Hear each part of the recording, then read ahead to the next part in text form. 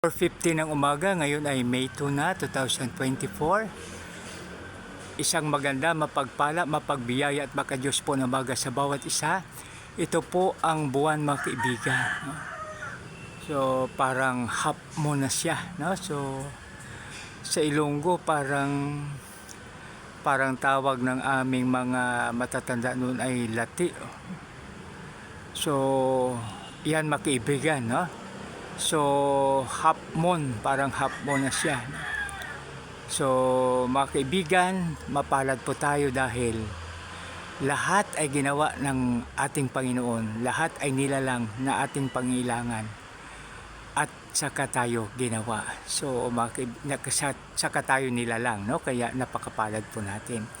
So ito ang buwan na paggabi, no? Buong mundo ay kanyang tinatawag na mabigyan ng liwanag, pagbalang clouds, mga kaibigan, pagbalang ulap.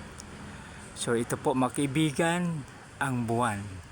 Isang maganda, mapagpala, mapagbiyaya at makadiyos po na baga sa bawat isa. God bless us all.